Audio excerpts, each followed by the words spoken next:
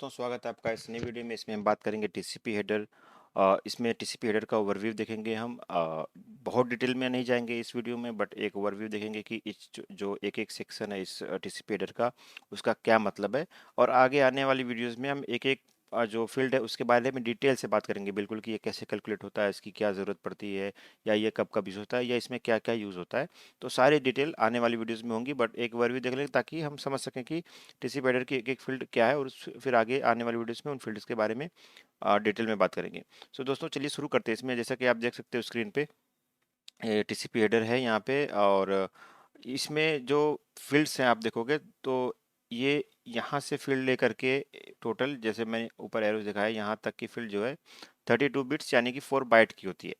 So 32 bit is equal to 4 byte, bit is equal to byte. Okay, because 8 bit is equal to 1 byte. So ये जो एक field होती है 32 bits की होती है। तो इसमें मैंने यहाँ पे सेक्शन अगर आप देखोगे तो मैंने डिवाइड पहले से कर रखा है समझने के लिए, कि जो ये यहाँ तक ये एक 16 बिट कंप्लीट होता है, और बीच में मैंने और भी पोर्शन दिया। आगे हम आगे बात करते हैं इस बारे में। तो ये देखते हो, ये सबसे पहला जो सेक्शन हमारा है टीसीपी हेडर में, जो सबसे पहली फील्ड है वो सोर्स पोर्ट। दोस्तों, टीसीपी जो है एक प्रोसेस ओरिएंटेड है, आई मीन कि इसके साथ multiple process at the same time work करते हैं, जिसके और उसके लिए ये पोर्ट नंबर का इस्तेमाल करती है। So each port number decide a different process or communication happening at the same time, or a different part of times. So source port और destination port ज़रूरी होता है टीसीपी की कम्युनिकेशन में। ये सोर्स पोर्ट जो है नॉर्मली रैंडम 16 बिट्स के नंबर होते हैं, जो आई बिलीव ये हो सकते हैं 65535, लाइक इतने बाइट्स के ये में रिप्रेजेंट हो सकता है ये सोर्स पोर्ट। और सेम डेस्टिनेशन पोर्ट, क्योंकि 16 बिट्स इतने नंबर को ये डेसिमल नंबर्स हैं, तो इतने नंबर को ही रिप्रेजेंट कर सकता है। उसके बाद डेस्टिनेशन पोर्ट, जो डेस्टिनेशन पोर्ट होगा टीसीपी का जिस सर्विस पे, जैसे कि अगर हम एचटीटीपी कर रहे हैं या लाइक, तो पोर्ट 80 हो जाता है। अगर एचटीटीपीएस कर रहे हैं तो 443, और इस तरह से जो भी कर रहे हैं, अगर हम डीएनएस में जोन ट्रांसफ़र कर रहे हैं तो 53, या कुछ भी जो यूज़ कर रहे हैं उस हिसाब से port number destination port number होता है पहले से तय। ये नॉर्मली ये जो डेस्टिनेशन पोर्ट रेंज होती है, अगर सर्वर के एंड पे होती है तो ये 1054 या समथिंग इस मैक्सिमम रेंज हो सकती है। बट कुछ भी कर सकते हो, इसमें कोई बाउंड नहीं है। और समझने की एक बात है, ये 16 बिट का नंबर हो सकता है, ये भी 16 बिट का नंबर हो सकता है। चलते हैं आगे फील्ड में बात करते हैं जो सीक्वेंस नंबर होता है दोस्तों। तो दोस्तों, जब एक टीसीपी कम्युनिकेशन स्टार्ट होती है तो सीक्वेंस नंबर उसमें बहुत रोल, बहुत ज़्यादा रोल इसका होता है। सीक्वेंस नंबर का मतलब क्या होता है कि जो भी सेगमेंट गया है, जो भी पैकेट गया है डेस्टिनेशन पे, उसमें जो पहली बाइट क्या है, पहले बाइट का नंबर क्या है, ये 1 है या 1001 है, या जो भी है, ये नंबर क्या है, तो उस नंबर के आगे से डेटा काउंट होता है। क्योंकि टीसीपी जो है, टीसीपी डेटा एक साथ नहीं सेंड करती, ये सेगमेंट बनाकर सेंड करती है, क्योंकि आगे जो इसके प्रोटोकॉल नेटवर्क लेयर वो भी सपोर्ट नहीं करती इसको। तो ये डेटा जो सेगमेंट में एक एक एक पार्ट में जाता है, छोटे छोटे पार्ट में। नॉर्मली ये पार्ट अबाउट 1460 और 1480, ये इस रेंज में या इससे कम भी हो सकता है। नॉर्मली इससे ऊपर ये नहीं देखने को मिलेगा आपको। तो ये सीक्वेंस नंबर जो है, सीक्वेंस नंबर में होता है कि पहला नंबर क्या है, और मैक्सिमम नंबर कितने हो सकते हैं इसमें। तो ये सिर्फ सीक्वेंस नंबर दिखाएगा कि पहला नंबर क्या है। अगर पहला नंबर हमारा मान लीजिए कि 1 है, और इसमें टोटल हमने 1000, जैसे कि ये हम इतने सेंड कर सकते हैं, हमने 1000 सेंड किया, तो टोटल इसमें लाइक 1 से लेकर 999 तक नंबर हो सकते हैं। बट ये नंबर नहीं दिखाया जाएगा, इसमें सिर्फ दिखाया जाएगा कि पहला नंबर ये है।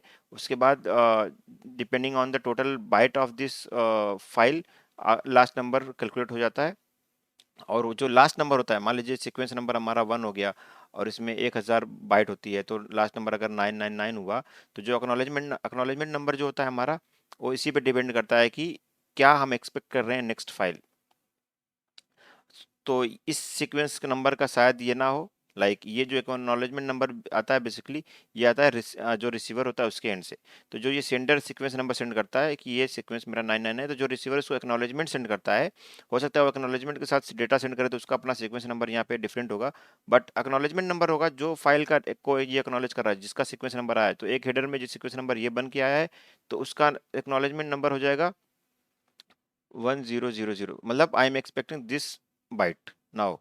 सो ये एक्नॉलेजमेंट जो हमारा सीक्वेंस नंबर रिसीव होता है, तो रिसीवर उसको एक्नॉलेजमेंट में जो अगर एक्स मान लीजिए हमारा है सीक्वेंस नंबर, तो x+1 हमारा हो जाएगा एक। ये नोट करिएगा कि सीक्वेंस नंबर जो है ये जो सेंडर होता है उसका होता है, और एक्नॉलेजमेंट नंबर जो रिसीवर होता है वो सेंडर को वापस सेंड करता है इन अदर पैकेट कि मुझे अब ये बाइट रिसीव करनी है। हम आगे इन सब चीज़ों के बारे में बहुत डिटेल में बात करेंगे कि इसके क्या मतलब होते हैं, ये कैसे कैलकुलेट होते हैं, या किस किस कंडीशन में कभी एक्नॉलेजमेंट में डिले हो जाता है तो उस केस में क्या होता है, सिलेक्टिव है, बहुत कुछ ये बहुत ब्रॉड फील्ड है तो इसमें आगे बात करेंगे। बट इतना समझ लीजिए कि एक्नॉलेजमेंट नंबर की जो हमारी आगे हम बाइट एक्सपेक्ट करते हैं सेंडर से, वो नंबर हम सेंड करते हैं कि now we are expecting this byte, मतलब हम इससे पहले की रिसीव कर चुके हैं bytes. Now moving to the next field, यहाँ पे देखेंगे आप हेडर लेंथ, ये 4 बिट्स की होती है, 4 बिट्स की फील्ड होती है ये। और 4 बिट्स का मतलब दोस्तों हो जाएगा कि ये मैक्सिमम डेसिमल में 15 नंबर रिप्रेजेंट कर सकता है। तो आप ये कैलकुलेट कर सकते हो कि 4 बिट्स में कितने डेसिमल नंबर रिप्रेजेंट हो सकते हैं, तो इच बिट में वही होगा। तो ये रिजर्व बिट होती है, ये इसका इस्तेमाल बाद में हो सकता है कभी हेडर में अगर कुछ और चीज़ ऐड करनी पड़ गई, अगर कुछ साइबर सिक्योरिटी में बहुत बहुत नए नए चीज़ें होती हैं जो डेटा लीकेज में या डेटा अटैक होती है, तो हो सकता है टीसीपी में आगे कोई मॉडिफिकेशन हो तो इस रिजर्व बिट को हम उसमें यूज़ कर सकते हैं, बट अभी के लिए ये 6 बिट रिजर्व है। उसके बाद दोस्तों ये कंट्रोल फ्लैग्स, कंट्रोल बोलते हैं, कंट्रोल या फिर फ्लैग्स इनको बोलते हैं। तो ये अलग अलग 6 फ्लैग्स हैं, ये 1 1 बिट्स के होते हैं। तो इनकी वैल्यू या तो डेसिमल में 1 हो सकती है या तो 0 हो सकती है, 1 और 0। तो ये 1 1 बिट्स के फ्लैग्स होते हैं। ये अपना इन इन फ्लैग्स के बारे में आने वाली वीडियोस में डिटेल में बात करेंगे। ये अर्जेंट फ्लैग होता है, और ये इसको एक्नॉलेजमेंट फ्लैग बोलते हैं। ये पुश फ्लैग हो गया, ये रिसेट, ये सिन, ये फिन। तो इसके आने में एक फ्लैग की अलग ही वीडियो बनाऊंगा टीसीपी इस सीरीज में, तो उसमें ये सारे चीज़ें मैं डिटेल में एक्सप्लेन करूंगा। बट नॉर्मली अगर देखोगे आप जो सीन होता है, ये टीसीपी का जो पहला पैकेट होता है जिसमें 3 वे हैंडशेक होता है, तो उसमें सिन यूज़ होता है सिर्फ पहले पैकेट में। सो इस चीज़ को भी याद रखना, ये बहुत बार एग्जाम में पूछा जाता है। जो अगर कोई पैकेट डिस्कार्ड होती है तो अगर वो पहली पैकेट सिन नहीं होती तो डिस्कार्ड हो जाती है। तो आने वाली वीडियोस में हम इन फ्लैग्स के या कंट्रोल्स के बारे में बात करेंगे। उसके बाद दोस्तों होती है विंडो साइज़। विंडो साइज़ बहुत इंपॉर्टेंट रोल होता है ये फ्लो कंट्रोल करने के लिए। इसमें क्या होता है कि जो सेंडर रिसीवर होते हैं दोनों तय करते हैं कि हमारी कैपेसिटी क्या है। इसमें बेसिकली रिसीवर की बात मानी जाती है। सेंडर सेंडर की अगर कैपेसिटी मान लीजिए है होल्ड करने की डेटा, बफर सिस्टम जिसको बोलते हैं, buffer sorry not buffer system but buffer size. तो इसमें जो बफर साइज का मतलब कि कितना डेटा होल्ड कर सकता है सेंडर या रिसीवर। तो अगर मान लीजिए सेंडर बोलता है कि मैं जो है ये 16 बिट की वैल्यू है, तो इसमें भी मैक्सिमम जो नंबर रिप्रेजेंट हो सकता है वो 65535 ही हो सकता है। तो मान लीजिए सेंडर ने कहा कि I can hold 20,000, okay, byte, इतना मेरा बफर साइज है, मेरे पास इतनी इस स्पेस है। बट जो रिसीवर के जो एडवर्टाइजमेंट दिया कि वो बोलता है कि आई कैन होल्ड ओनली 15,000, तो 15,000 पे ही इनको एग्री करना पड़ेगा। और 15,000 से ज़्यादा का डेटा ये टीसीपी नहीं सेंड कर सकता रिसीवर को, unless and until they receive acknowledgement कि ये डेटा रिसीव हो चुका है। तो जैसे जैसे एक्नॉलेजमेंट मिलता जाएगा इस साइज में वो डेटा आगे और मूव होगा, बट बिना एक्नॉलेजमेंट के मैक्सिमम 15,000 ही सेंड कर सकते हैं अगर बफर साइज 15 है। ये ज़्यादा है तो ज़्यादा कर सकते हैं। उसके बाद दोस्तों इसमें हम अब डिटेल में बात करेंगे, बहुत ये एक डिटेल वीडियो बनाएंगे इस पे हर एक फील्ड पे। उसके बाद दोस्तों आता है चेकसम। चेकसम जैसे दोस्तों नाम बता रहा है, चेकसम का मतलब होता है कि जो ये हेडर है और इसमें जो डेटा जा रहा है इसकी रिलायबिलिटी, आई मीन कि ये एक्यूरेट है, जैसा सेंड किया था वैसा ही रिसीव हो रहा है कि नहीं। तो चेकसम की कुछ एल्गोरिदम होती है, वो उसमें चेकसम रन होने के बाद जैसे कुछ नंबर डिसाइड होते हैं कि ये वैल्यू निकल के आती है। उसके बाद जो मान लीजिए वैल्यू हमने किया 1 2 3 निकल के आ गई, और 1 2 3 है स्टार के, और जब ये रिसीवर ने इसको रिसीव किया तो उसने चेकसम रन किया विद द सेम इंफॉर्मेशन। अगर ये वैल्यू सेम आई है तो इसका मतलब कि उस कुछ भी इंफॉर्मेशन चेंज नहीं हुई है, बट अगर वैल्यू उसमें जो वैल्यू है डिफरेंट आई तो इसका मतलब कि इसमें कुछ छेड़छाड़ हुआ है, पैकेट सेम नहीं है, पैकेट बीच में लीक हो सकता, किसी ने मॉडिफाई किया है, तो उस केस में ये पैकेट ये सेगमेंट ड्रॉप हो जाएगा एट द रिसीवर एंड। ये दोनों चीज़ सेंडर एंड ने जो कैलकुलेट किया है, कैलकुलेट करके अपनी चेकसम वैल्यू सेंड करता है, और जो रिसीवर ने सिलेक्ट लाइक चेकसम कैलकुलेट किया अगर उसकी वैल्यू दोनों डिफरेंट है तो ये डिस्कार्ड हो जाएगा, सेम है तो ये एक्सेप्टेड रहेगा।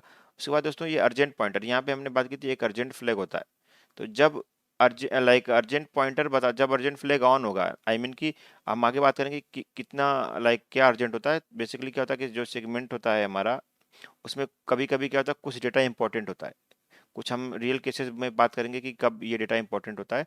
तो क्या होता है कि जो सेंडर होता है वो रिसीवर को चाहता है कि सबसे पहले इसी डेटा को ओपन करके रीड करे जो अर्जेंट है, अगर ये अर्जेंट डेटा है।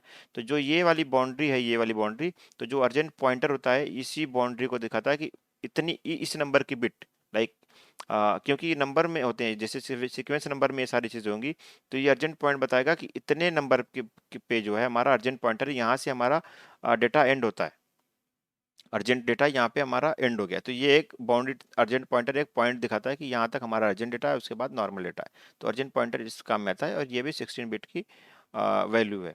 उसके बाद दोस्तों ये ऑप्शंस ऑप्शंस हमारे हो सकता है कि यूज़ हो या ना हो। ऑप्शंस के बिना जो हमारा टीसीपी हेडर होता है वो 20 बाइट्स का होता है, 20 बाइट्स का होता है हमारा, बिना ऑप्शंस के। अगर देखोगे तो आप, ये 4 बाइट का ये कॉलम हो गया, 4 so 5 into 4 into 5 is equal to 20, so 20 bytes के हमारे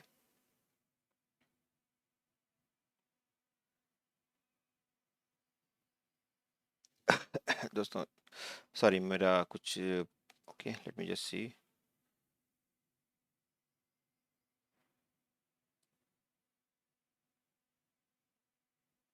हाँ, तो ये जो है जो टीसीपी ऑर्डर था 20 बाइट्स का हो सकता है। और अगर हमने ऑप्शंस यूज़ किया, ऑप्शंस में क्या होता है दोस्तों, एमएसएस होता है, मैक्सिमम सेगमेंट साइज होता है, या इसमें और भी चीज़ें होती हैं, सैक परमिटेड, नो ऑप्शन। तो इस तरह से बहुत सारी ऑप्शंस होते हैं जो हम हेडर के साथ यूज़ कर सकते हैं और नहीं भी कर सकते हैं।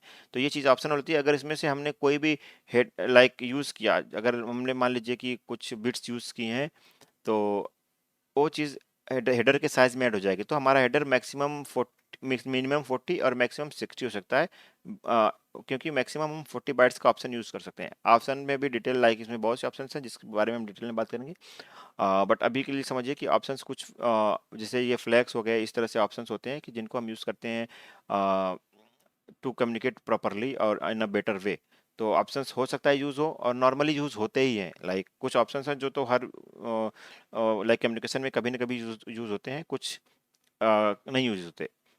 उसके बाद हमारा आता है डेटा ऑप्शनल। ये हेडर का पार्ट नहीं है, ये दिखाने के लिए मैंने क्या है कि ये हेडर हमारा हो गया 20 to 60 byte depending on the if the option is being used और नॉट। उसके बाद हमारा डेटा होता है। डेटा क्या होता है, जो हमने एप्लीकेशन लेयर यानी कि लेयर 7 से रिसीव किया है, वो हमारा डेटा होता है, वही इसके टीसीपी हेडर पे ऐड हो जाता है। अब इसके बाद ये जो ट्रैफिक हमारा चला जाता है नेटवर्क लेयर पे, उसके बाद फिर नेटवर्क में जो प्रोटोकॉल यूज होती है उसका हेडर यूज होता है।